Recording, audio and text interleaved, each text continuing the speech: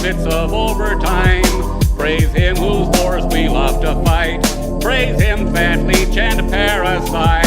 Amen.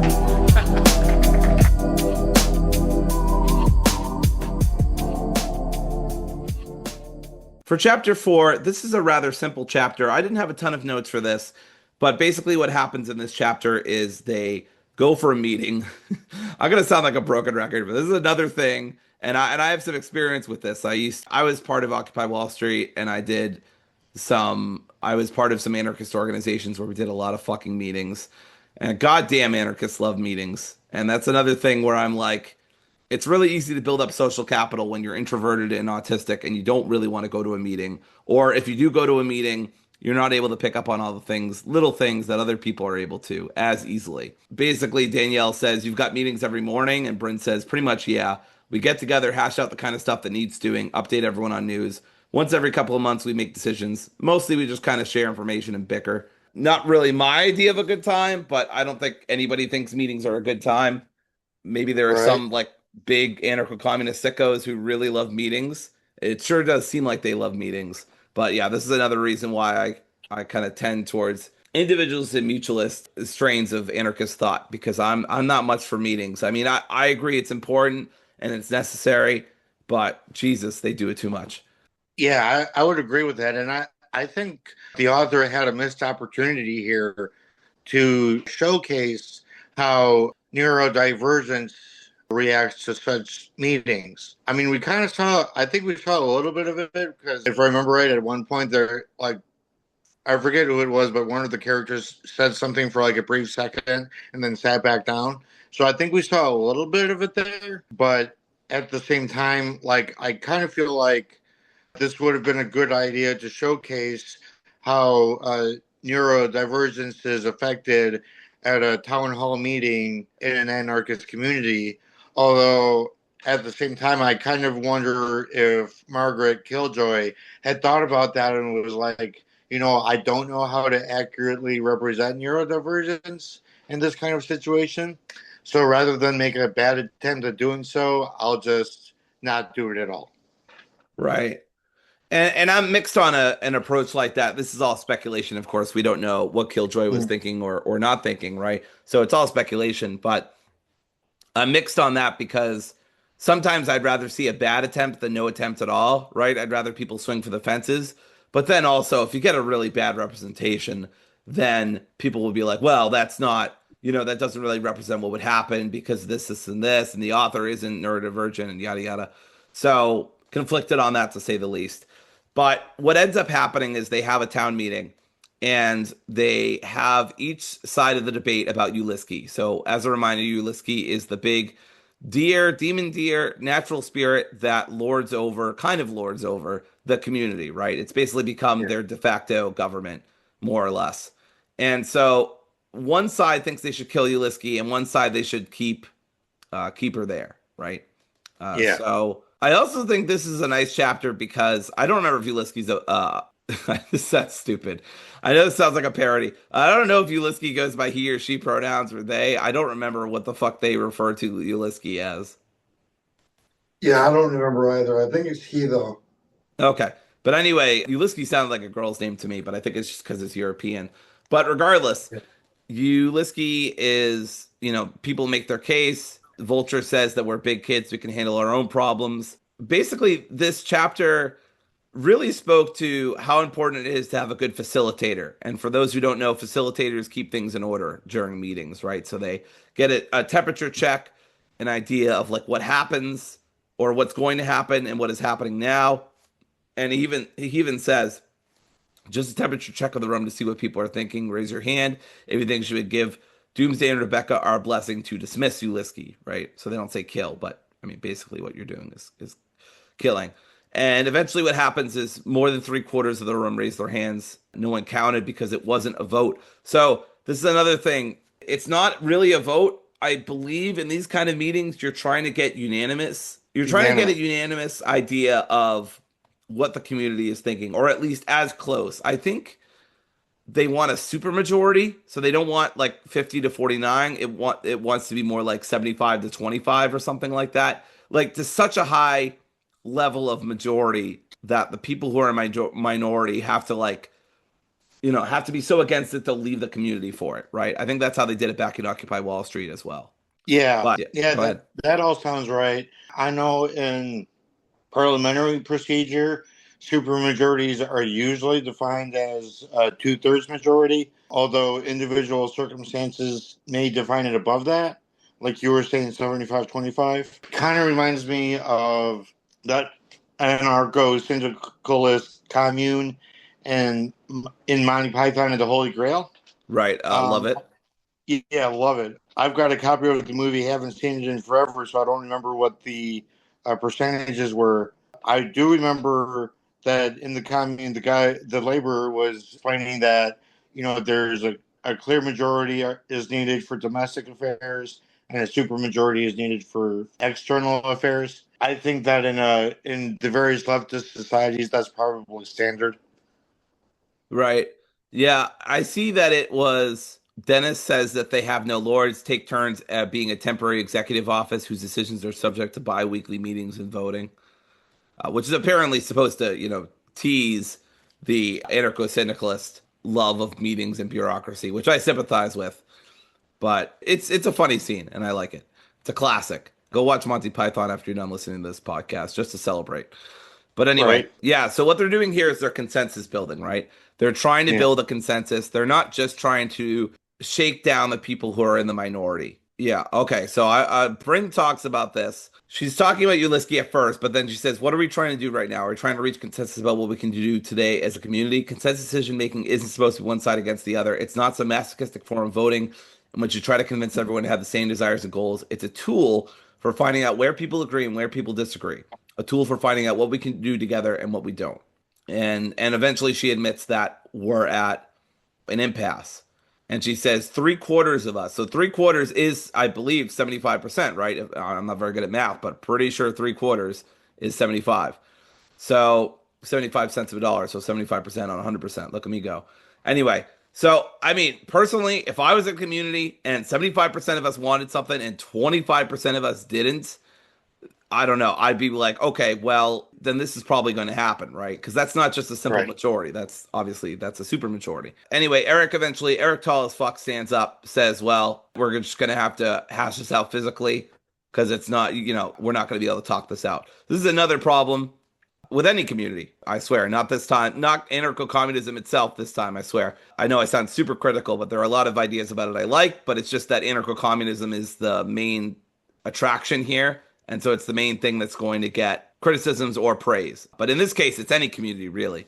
Eventually, if you can't convince people, you just got to convince them with your fists, or you got to let it go, or you have to run them over, basically. Isn't that just using your fists at some point? Yep. So they go back to the everything for everyone. And Bryn says, so is it everything you dreamed it would be? And Danielle says, oh, yeah, the best demon infested town I've ever been to, as a matter of fact. And they start this kind of conversation about how good the place is or how bad it is. And they kind of talk about how people died and stuff like that. And I didn't really find any of it super interesting. It's just little plots of detail.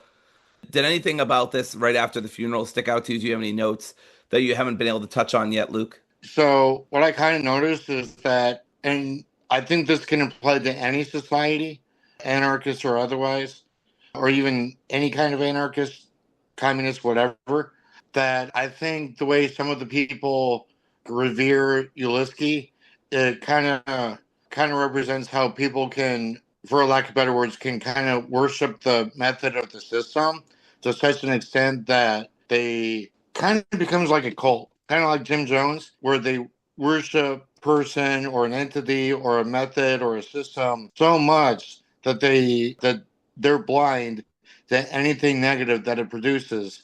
And I kind of think we see that in certain individuals in this book when it comes to Ulysses and the methods by which it determines who to go after and why.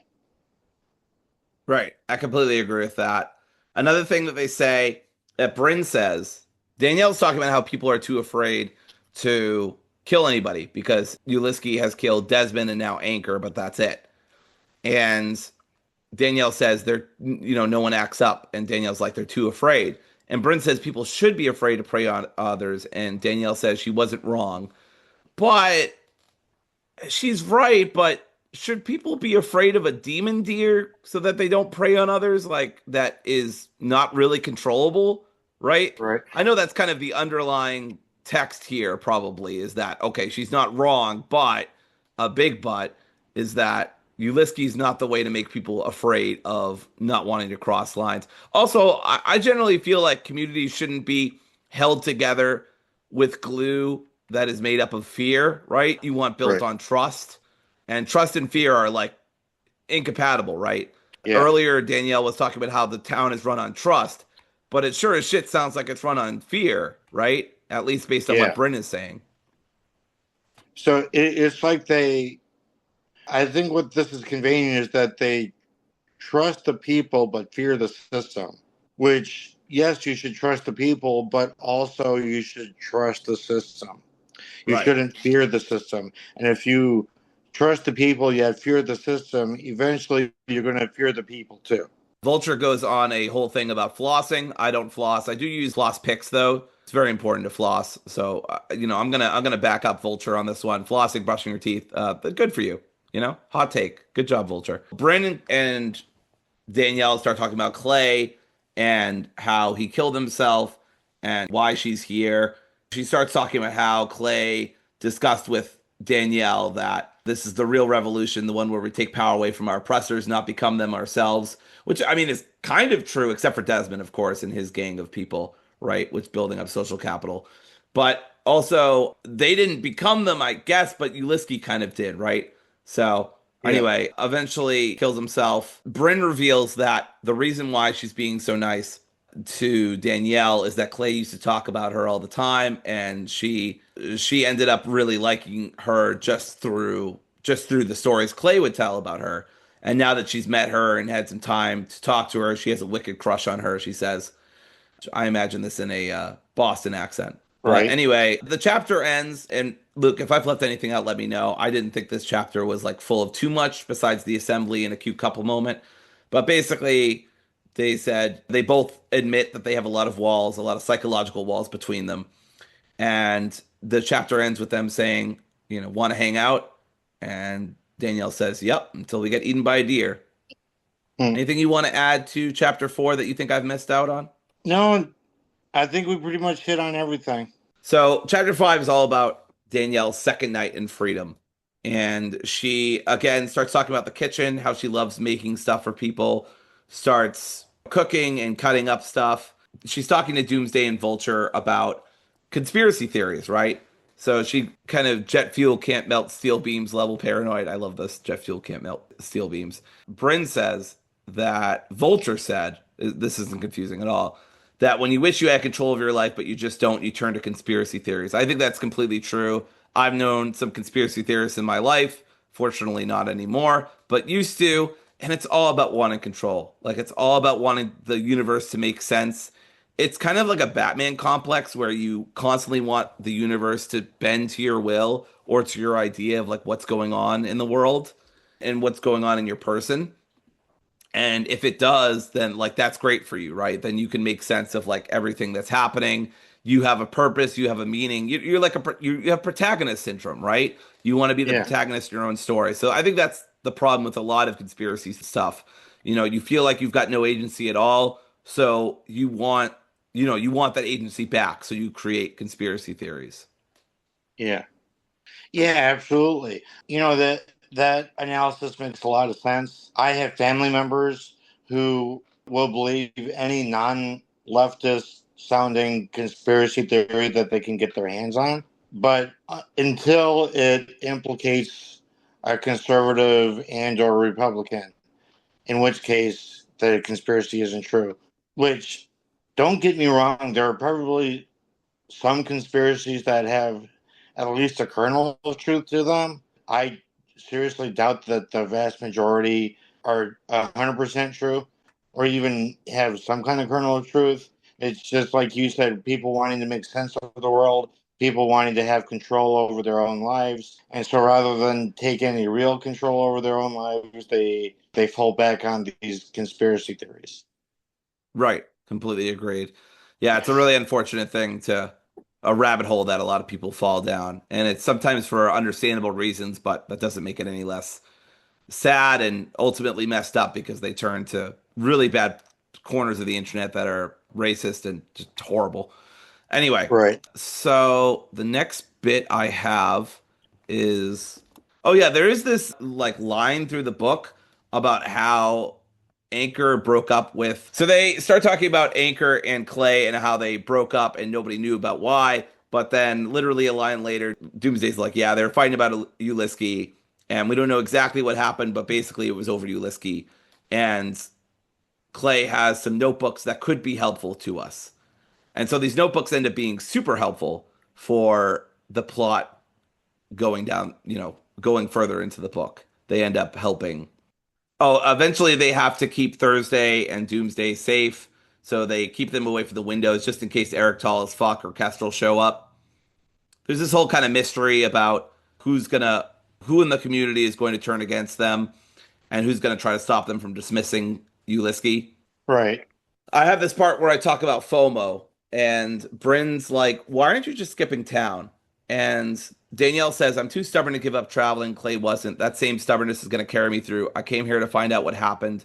And also, and this is clearly the most important reason, could you imagine just leaving now, never learning what was going to happen? The fear of missing out, FOMO, would rip my heart out of my chest as surely as that deer," which is a very good line, by the way.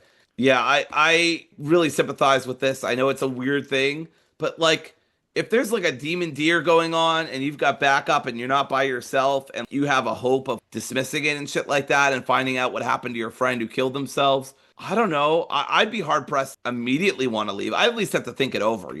I might Right. still want to leave ultimately, but I don't know. I think this is also another difference between the anarcho-communist and the individualist, because part of me would be like, well, Jesus Christ, I mean, I gotta live.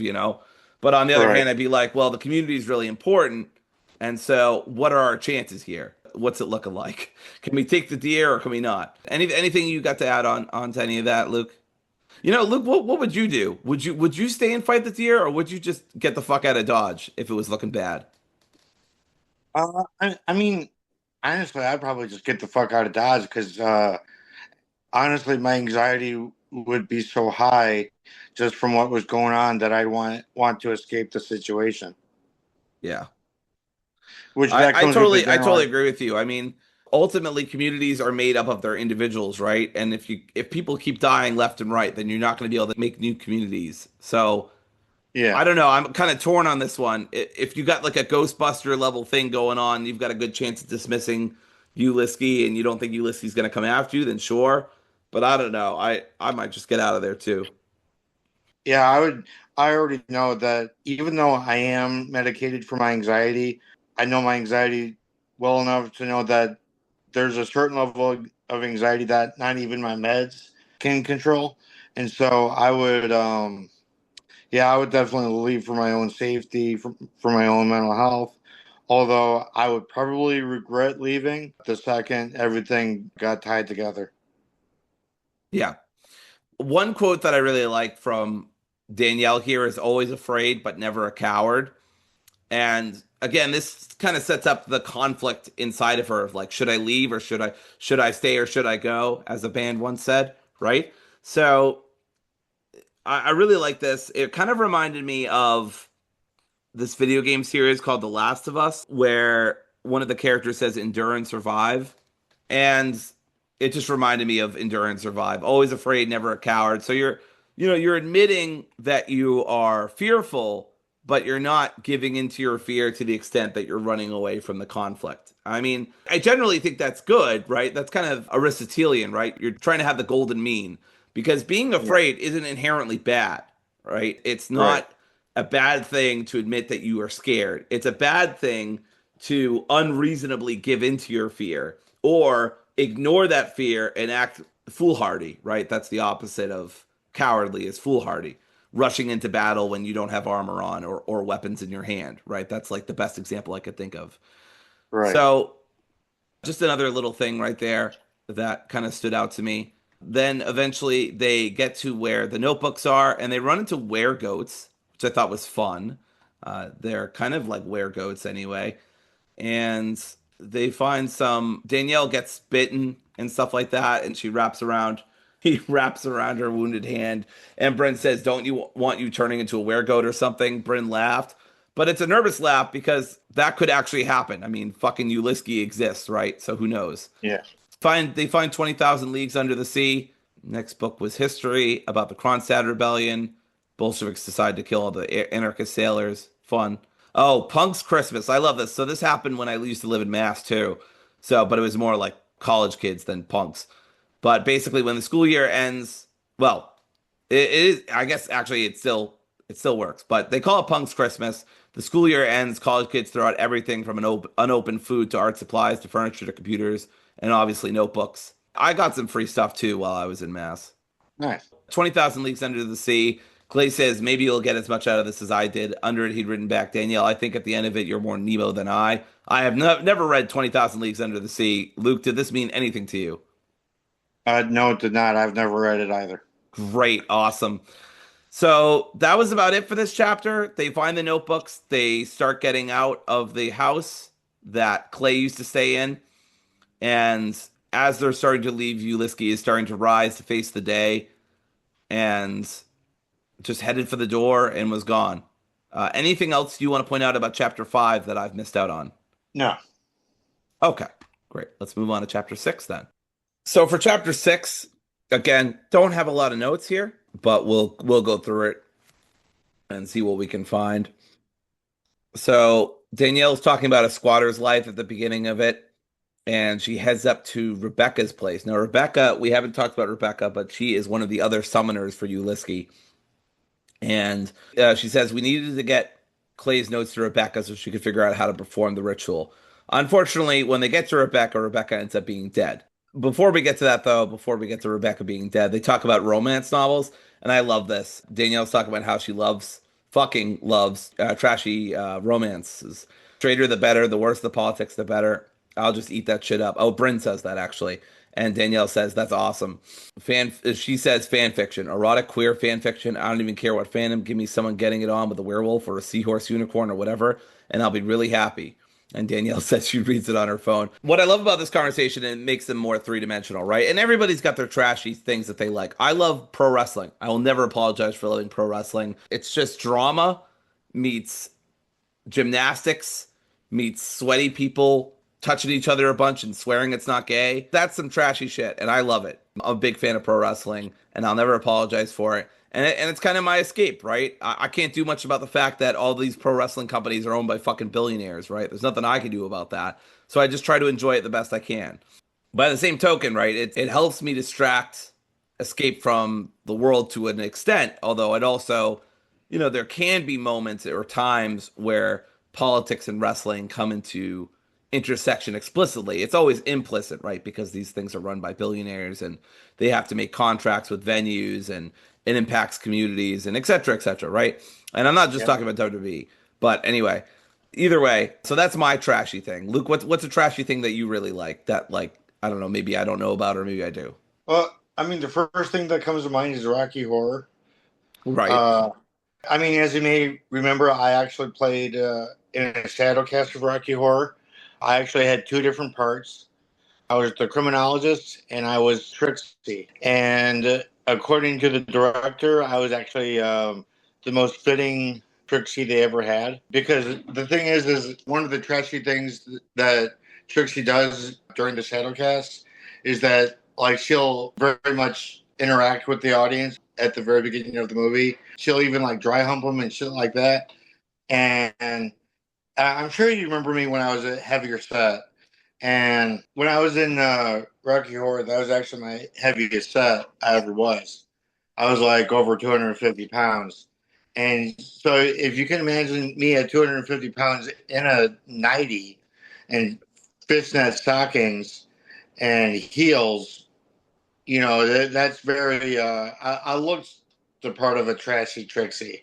And I very much enjoyed my time there. That Rocky Horror, and I still watch it on occasion. I would say that's very much my trashy thing. Great. Yeah, I mean, that was the most bunch of sentences I've heard in a long time. So good job on that one, Luke. Another thing that really popped out to me about this chapter is so once they see that Rebecca is dead, Danielle says that some people respond to crisis by shutting down and running. Some people respond to crisis emotionally, which is probably the healthiest way. Myself, I handled crisis by shoving fear and sadness and worry down as far in my gut as I could. It's never nice when all that nasty shit comes up as trauma later, but the practice has kept me alive. When I have crisis in my life, I think I turn to stand-up comedy often just to remind myself that I can laugh and that pleasure is possible. I think Right. that's something I turn to in video games. When something really fucked up happens in your life, it's not always the best idea to escape from it. But I do think that some amount of escape is healthy, right? Because you just Yeah. eventually you just try to confront too much shit in your own mind. You're like, okay, I need a break or I'm gonna end up like Rebecca, right?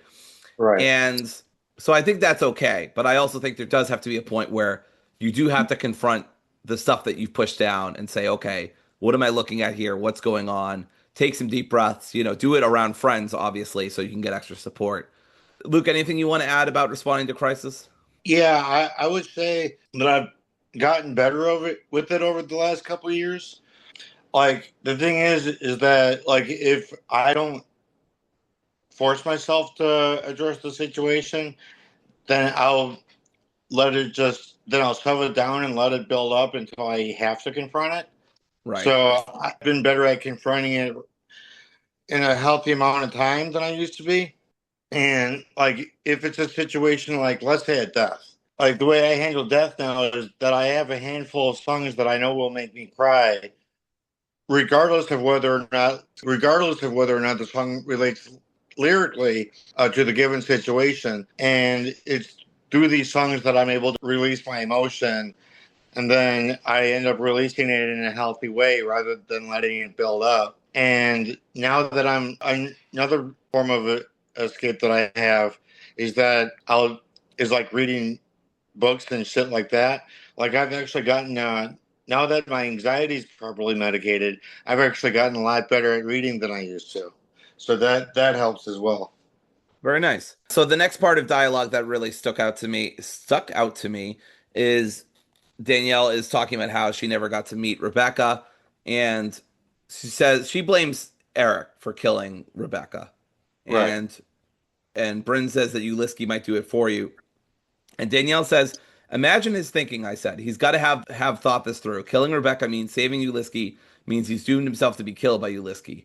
Imagine being so sure of the righteousness of your cause that you're willing to sacrifice your own ideals to achieve them." And Bryn says, "Every politician ever, every authoritarian communist." So she's got to specify, of course, which I appreciate. But the specification stuck out to me because authoritarian communist is a very anarchist thing to say.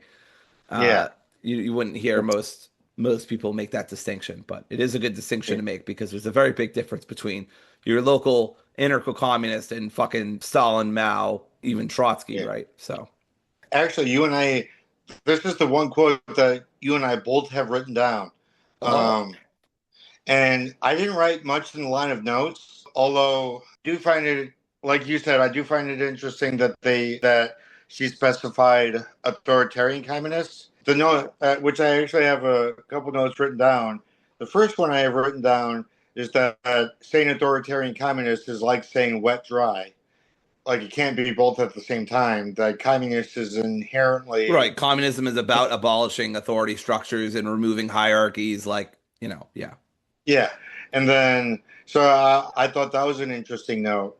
The other thing I have written down is that I'm reminded of George W. Bush's line at the very end of his term. We abandoned free market principles to save the free market. In reality, Bush abandoned the working class to save the plutocrats. And that's kind of what's happening with Eric, too. Right. I also think that there are plenty of anarcho-communists who have, I mean, think about Rojava or the Spanish revolutions, right? Those were explicitly anarcho-syndicalist, anarcho-communists.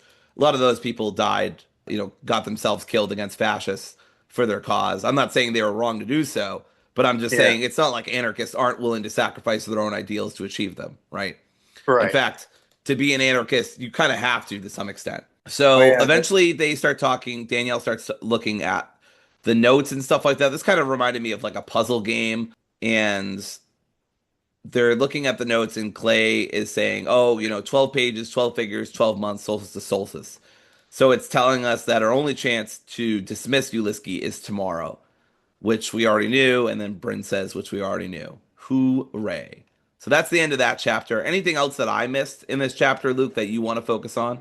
No, not that I can think of. I think we touched everything in the chapter. Great. Let's move on to chapter 7. This is the penultimate chapter. So Bryn ends up crying about the death of Rebecca. It's a pretty heavy scene, as you might imagine. Right. They finally drop the title line, and well, anyway, fuck it. I'll talk about this first. They were crying about it, and Danielle tries to comfort Bryn. They get back to town, and one of the people from the town says, "We're leaving. Everyone's leaving. The cops are on their way." And she says, that punk kid, Eric, the tall one, he said he went into town to cool off. Says he saw more cops in the parking lot at Walmart than he could count. The manager at the food bank, that old guy with the ponytail, the one who likes us, he told Eric the cops are setting up to raid. And at first, Danielle says he's lying. And she says he's fucking lying. He's just trying to get everyone panicked so that we leave Doomsday alone. And Brent's like, well, I don't know. And they see Vulture, and Doomsday is watching Thursday, right? So the days are hanging out still. Yeah. And Danielle's sure of herself, right? She says it's all wrong. It's all a distraction. The cops aren't coming. And so she starts heading towards where Doomsday and Thursday is. Looks abandoned. And she comes into this hooded figure who is standing in their house. And she shouts, hey. And she helpfully says, you shouldn't fuck with someone who has a crowbar. But she launches herself at the hooded figure, does a desperate tackle, as she says. The crowbar strikes her left shoulder, which must have fucking hurt, and ends up being Kestrel the whole time. Not Eric tall as fuck, but Kestrel. So Danielle, you got some apologizing to do to Eric tall as fuck. But anyway, eventually they're able to break up the fight, able to break up Kestrel, and the bullets. I love this. Gunshots are kind of like a non-verbal way of communicating get down. And yeah, Kestrel ends up dead, right? So ends up dead on the ground. There's kind of a rapid back and forth of bullets, as said here on page 67. And a figure runs off towards the tree line, a tall figure, an Eric tall as fuck figure. So apparently it was both of them. It's kind of like a, spoilers, I guess, but it's a kind of a Scream twist, right? So it wasn't just one person, there were two people. So it seems like Kestrel and Eric tall as fuck were working together. Oh, here we go. Here's the title line. So Kestrel, with his dying breath, says, Uliski is the revolution. Uliski is the lamb that will slaughter the lion. Hey, he said the thing. Doomsday is going to end it. Doomsday is going to end the revolution. This is a very funny line out of context because you would just think that he's talking about literally Doomsday, but instead he's talking about a person named Doomsday. Luke, any thoughts on this action-packed scene, the reveal of Kestrel, or, I don't know, the title line being dropped? I mean, I thought it was, as far as the cops showing up, I thought that was, I wouldn't necessarily call it a twist, but I thought it was an interesting plot point, especially since Danielle thought that it wouldn't happen. So I love how the author would kind of give you both perspectives on whether or not the cops come in to kind of like build up the suspense to the culminating scene. So I thought that was an interesting plot point. Otherwise, don't really have anything else to say. I love this part too, where Danielle realizes that Kestrel's still alive, and he says that you're a fucking wannabe. He whispered conspiratorially, like he was imparting the wisdom of ages. You act like you're a revolutionary, but you're a fucking poser. And she says later on, a little bit later on, so Kestrel ends up dying after another shot, not from Danielle, but from somebody else. It says, what kind of asshole calls someone a poser? Just love that line. Just a little off the cuff, like what kind of asshole says that? Especially when you're fighting side by side like that. I mean, like, where'd that even come from? I guess in the sense that she was a newbie to the community, like he might have been a little suspicious of her, especially like you hit on throughout this episode so far a few times, that she hadn't built up the social capital that can be very prominent in communist communities, because she didn't have the social capital of being there however long, like people might be suspicious of her. But at the same time, it's kind of like Danielle thought, it still doesn't justify calling someone a poser when you don't even know them. And the whole point of Kestrel coming in there is that the wards are down, right? So now Ulisky can come in there and come kill them. And apparently, the twist comes in here where Danielle's like, the cops aren't coming. I love how sure of her fucking self she is. As though I do kind of like that she gets proven wrong.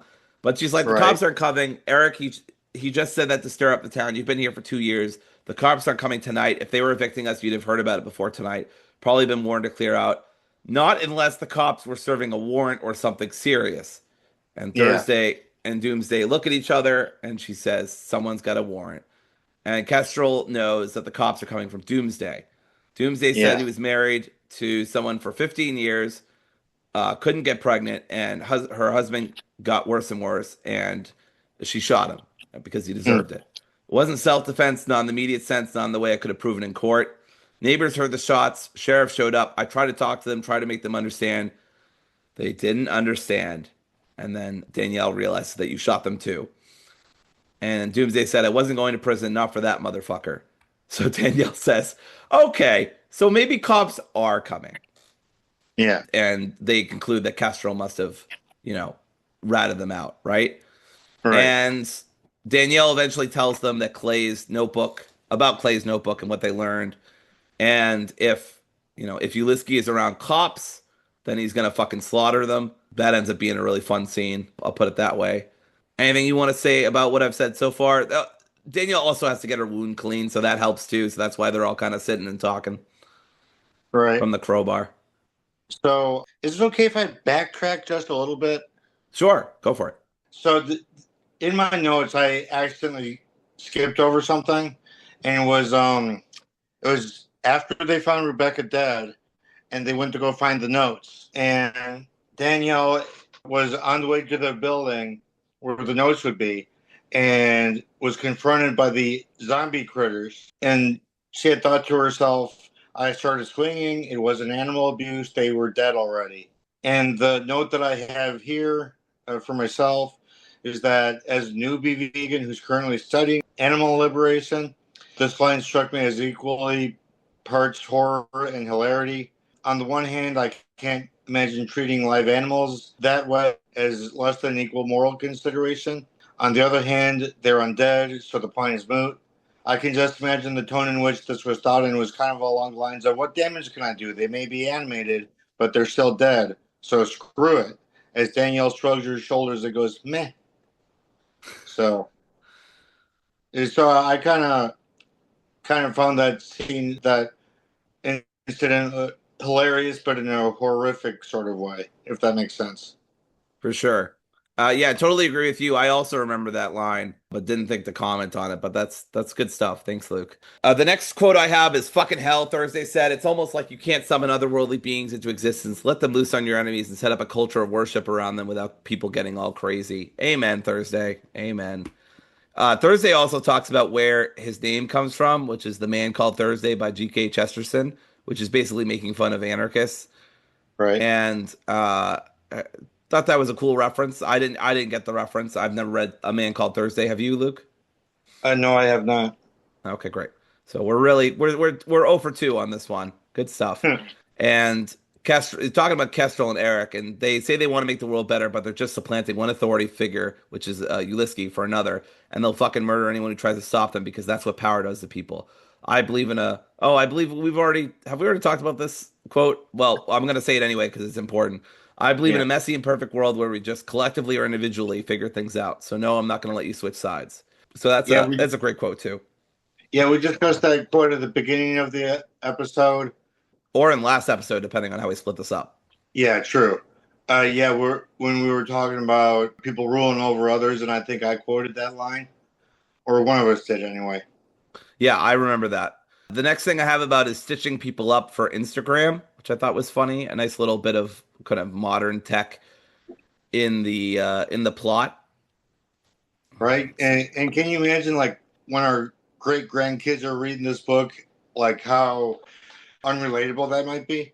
Yeah, no, they're going to be like, what are they talking about? It's like, oh, it's an old form of hologram projections that we could just do from our brains now. Right. Like phones, what are those? I don't know what those are. You know, projectors in my fucking veins or some shit. I don't know. I love this part. This is the last thing. One of the last things I think I'll mention about this. You all right about Kestrel? I asked as he was fussing with the last hitch. Well, I thought I loved him, but I don't anymore. As easy as that, as simple as that. Not easy. So the nice distinction there between simple and easy. Right. Yeah, because things like things can be really simple, but then really hard to process as well. Yeah, And things can be really easy, but they're not as, but they can also be complicated. So absolutely. This chapter ends with we hadn't made it halfway down the block when cop cars poured out of the woods in a cacophony of red and blue light. The crowd on the bridge overturned a school bus, and it began. As I always ask, Luke, have I missed anything from your notes that you wanted to touch on before we go on to the last chapter?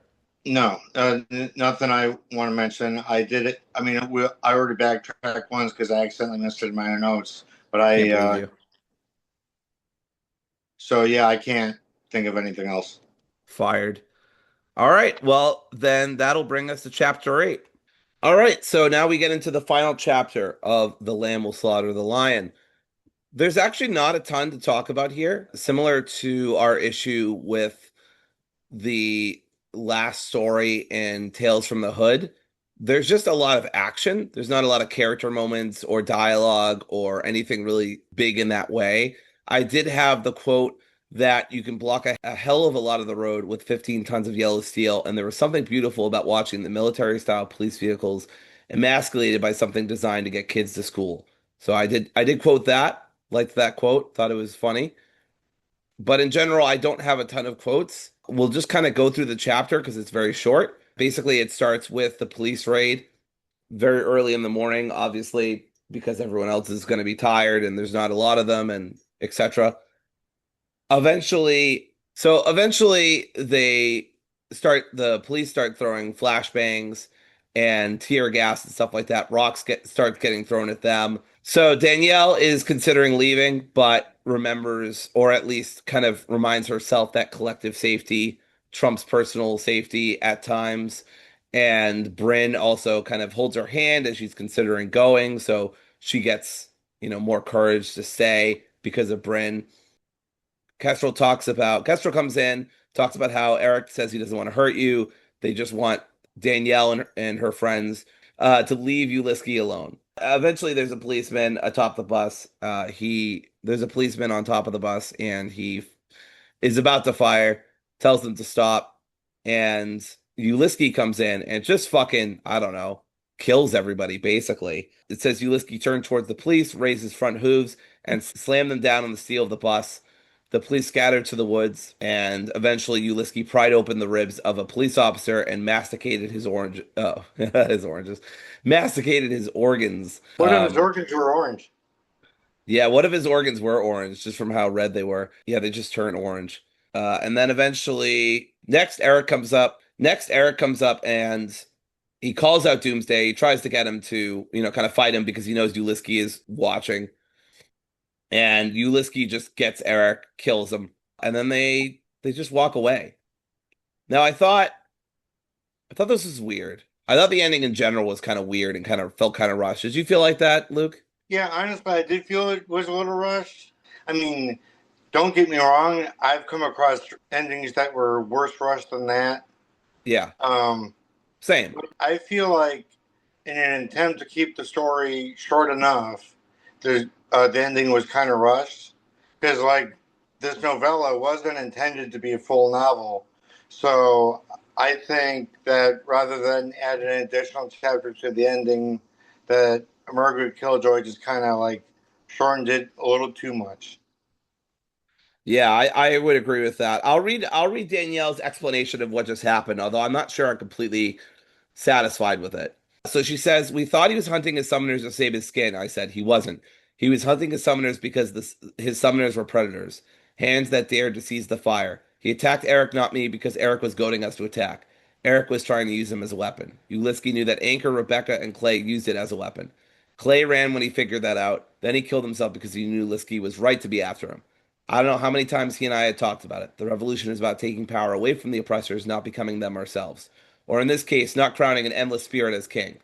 I thought Clay had killed himself because he couldn't come back to freedom. That wasn't it at all. Clay killed himself because he recognized the full weight of what he'd done to the world. And then Doomsday said, I was the innocent summoner. Uliski didn't kill me because I was the innocent summoner.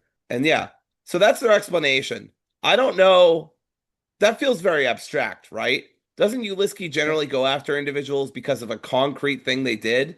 Not because, like, oh, they're using them as a weapon or something like that? Or, like, I don't know, they're predators or something like that? Like my understanding of Ulysses was that it was in any context was intended to go after an oppressor or an aggressor. And my understanding from that was yes, usually there's a concrete set of actions that had already taken place before Ulysses did anything. My understanding was also that if a person was going through a process that was obviously going to lead to them being an aggressor and or an oppressor, then Ulysses would take action at that point as well. That was my understanding of it. With that being said, I do kind of feel like you're right that it's a little that the ending, that part of the ending was a little bit abstract. I wish that distinct actions had been identified in the book that would lead Ulysses to attack the summoners. Like we don't really know what Clay them did in order to justify being attacked by Ulysses. So I do wish, like I think you wish too, that specific actions had been identified.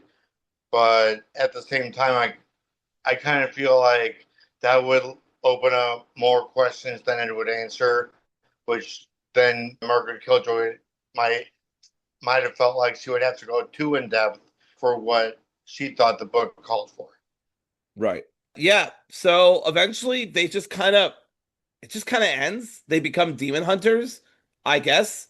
Like, I guess that's the most like logical thing to do in this situation is just go to other parts of the country where there are possibly demons and hunt them. There was this review on Goodreads that I thought was super funny, where there is a review on Goodreads that I thought was hilarious that they were like, the moral at the end is that they're just like a bunch of murderers and they're just like destroying a bunch of like spirits and people and stuff like that with no remorse. And I'm like, they're killing cops and they're killing literal demons, and that's Right. about it.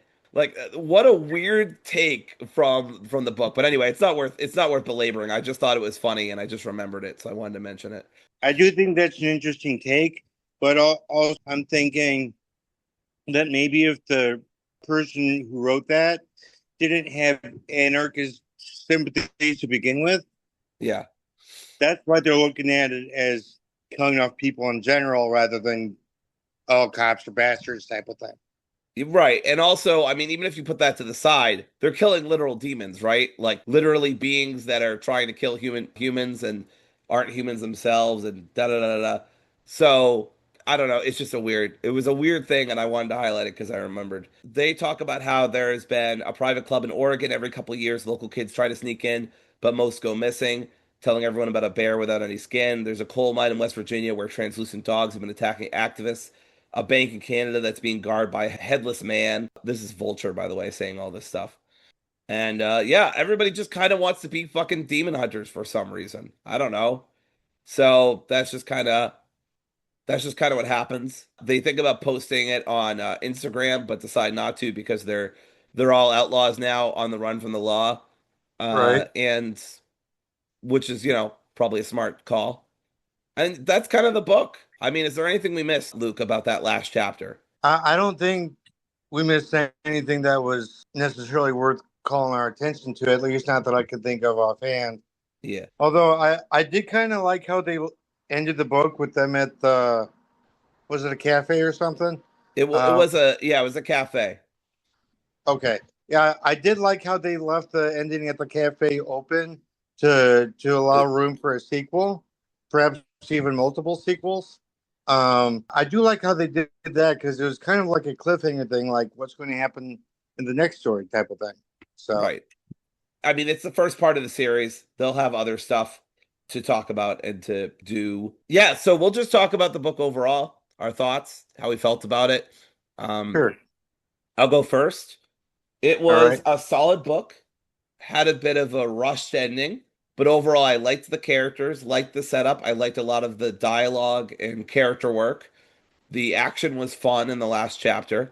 I think it was just like it felt like an anarchist beach read. You know what I mean? Like the Yeah. equivalent. Yeah, like there's action. There's a little bit of philosophical dialogue, but it's nothing super heavy. Right. And there's some lore and this and that. But it's pretty like loose and I don't know, fluffy is the word that's coming to my mind. Would you agree with that? Right. Yeah, I would agree with all that. I'm still trying to figure out the details of this literary device that was used. But one thing I haven't mentioned throughout the this episode of the podcast so far is that I think the summoners of Uliski, that was kind of like a metaphor or whatever you want to call it, where it was like representing like those leading the leftist revolution who are really authoritarians. Like we've got Stalin, we got Mao, we got whoever else. So I kind of wonder whether that represented, leftist authoritarians. I think it was commentary about how they might not truly be of the left. Yeah, I think that makes a lot of sense. Consider especially because they explicitly use the term authoritarian leftist at one point or authoritarian communist, Mm, and also talk about the anarchists on the docks getting killed during Kronstadt by, I think it's Trotsky, but it could have been Stalin. But, one of them.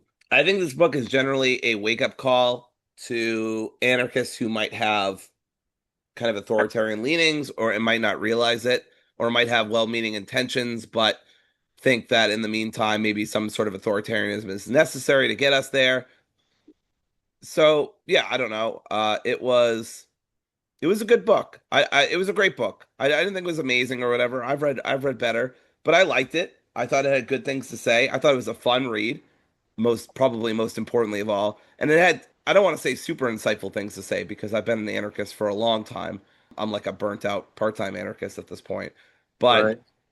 but I still appreciated a lot of what it said, even though a lot of it was basic. And I think one of the most important quotes that I really liked from this book was the one about how if you can't trust people to rule themselves, how can you trust them to rule other people?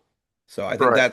that's one of my favorite quotes from the book. It's such a simple rebuttal to a common criticism of anarchism that I think really holds true because if people can't even lead themselves, why the heck would they be able to lead others? And I mean, we see that a lot today with, I mean, Yeah. everything going on. Uh, So, yeah, absolutely. I agree with what you say. And I'd also like to add that I think just in general, what you described is what makes it a good introduction to anarchist fiction. Like it doesn't get super detailed into theory, but it covers the basic stuff. Good plot line, good lore, good this, that, and the other. I even like the supernatural element to it. I've always been a fan of like paranormal stories, so I thought that was cool too.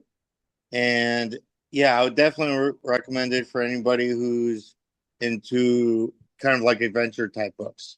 yep, I would completely agree with that. All right, well, that is finally going to do it for The Lamb Will Slaughter the Lion. For those who did not know, originally we were just going to have this as a one-parter. In fact, when you're listening to this, it still might be a one-parter, just a longer episode. I have to figure out in the editing process. This took a long time for Luke and I to get together to do because of the two parts and also because I got sick and our schedules kept conflicting, but we finally have it done. And next up, we are doing American Werewolf in London, which is a movie I have watched before. Luke, have you seen it before? Yes, I actually watched it a lot growing up. Nice. Yeah, I remember it being a pretty film, so I'm excited to go back to it and see how it holds up. That'll be a shorter episode, so consider that a bit of a palate cleanser before we get into some big titans of horror. So, yeah, stay tuned for all of that, and we will see you then for American Werewolf in London, the 1981 movie. Yeah, sounds good. See you guys next week for the podcast on American Werewolf. Bye, everybody. Oh, also, Bye. we're recording this on my birthday, so happy birthday to me. I am 34. God, I'm so old. Goodbye.